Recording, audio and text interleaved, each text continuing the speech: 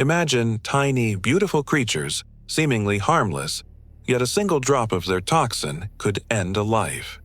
Now, picture them waking up with human-level intelligence. And their first instinct? Not to hunt, but to warn us. This isn't just a story. It's a journey into a world where evolution takes an unexpected turn. It begins at sunrise in the jungle, but the glow isn't from the sun. It's from skin.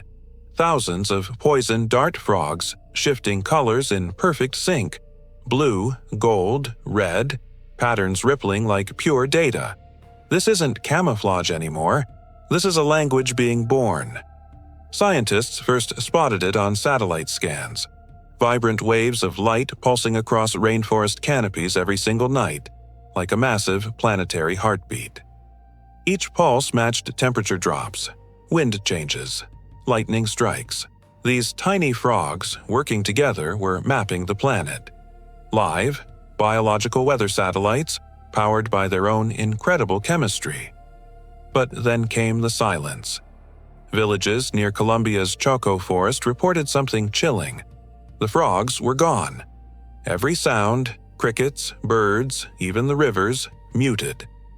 A profound, unnatural quiet fell over the land. Until one night, that silence ended.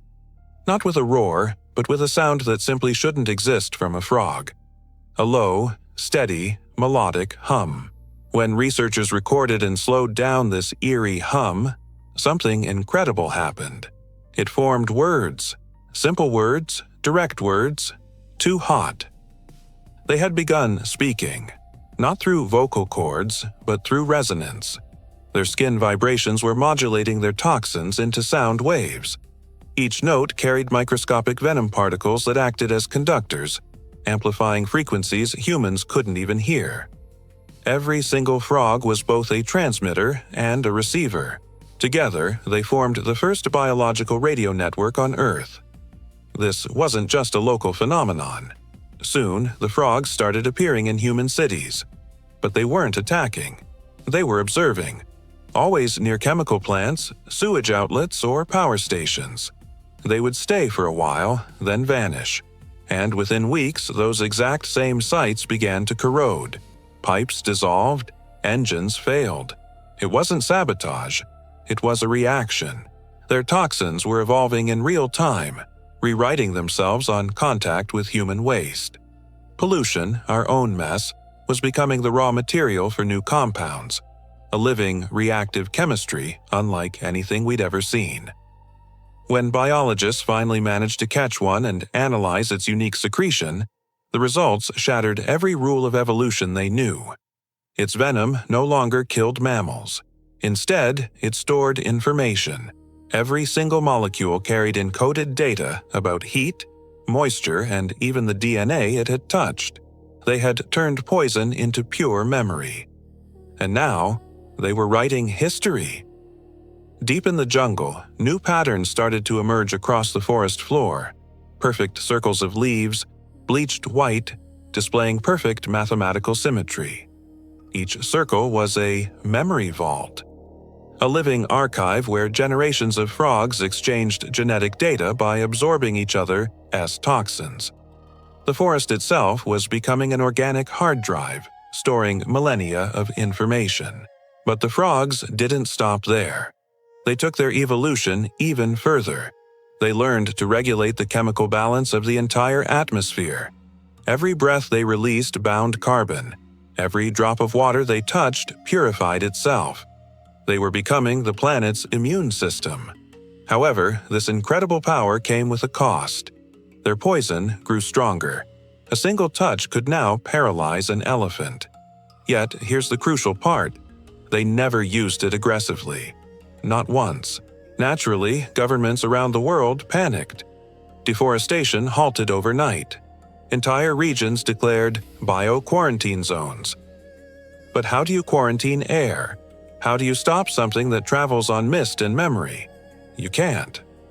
Cities near the Amazon began to visibly change. Rain fell slower, gentler. The air smelled cleaner, fresher. Smog began to fade away. Hospitals reported a dramatic decrease in respiratory illnesses, and every rooftop, every window, every single puddle started to reflect a faint, ethereal green light at night. People began to realize the frogs were regulating urban ecosystems remotely. They were balancing humidity, filtering out toxins, neutralizing chemicals even before they could form smog. Then came their ultimate message, not in speech, but in color.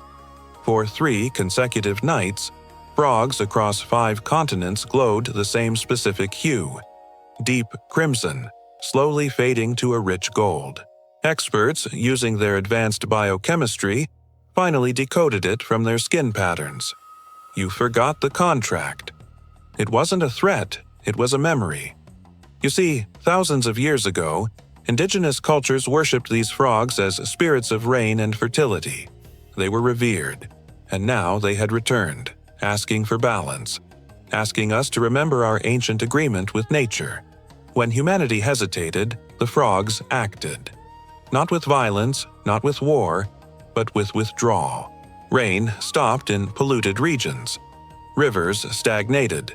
The world began to suffocate in its own neglect, as if the planet itself was holding its breath. Until governments had no choice but to surrender. Not to the frogs themselves, but to biology, to the undeniable power of nature. The Green Treaty was signed. Global deforestation bans, rapid chemical phase-outs, and groundbreaking toxin exchange research, all led by the frogs themselves. They didn't attend meetings in stuffy conference rooms. They hosted them.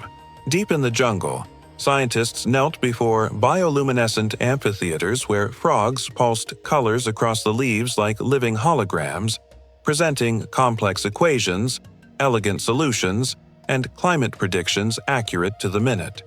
They had transformed intelligence into stewardship. Not rule, not revenge, but correction.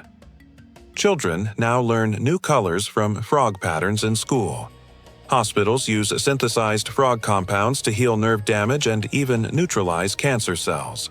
Human skin grafts are starting to incorporate modified frog cells that can sense temperature and humidity, creating a new, symbiotic evolution. But humanity never forgets the origin. Once a year, when the jungle rains begin, every frog on Earth glows gold, the same shade as the species that once terrified us most, the same color as warning signs, as hazard labels, the color of consequence. They call it the remembering, a night when the world stands still, as if the planet itself takes a breath between forgiveness and fury. And the frogs sing, not to humans, but to time itself. Their song travels farther than sound. It's in the mist, in the soil, in the very pulse of your veins. A melody built from a single profound truth. Intelligence isn't power. It's responsibility carried by the smallest, most fragile hands. So, what do we gain from this incredible, hypothetical future? Clean air, thriving, living ecosystems, a planet that heals faster than we can ever harm it. What do we lose? Our dominance, our perceived control, the illusion that beauty can't kill, or, perhaps more importantly, that it can't save us. If one day the rain glows faintly gold, don't run, don't hide. Stand still, breathe it in, and listen. Because the forest might just be asking you to remember your part of the contract. What do you think about this wild journey? Could something so small truly hold such immense power? Let me know your thoughts in the comments below. And if you enjoyed this mind-bending story, please hit that like button, subscribe for more content, and ring that notification bell so you don't miss our next adventure. Thanks for watching, and I'll see you next time.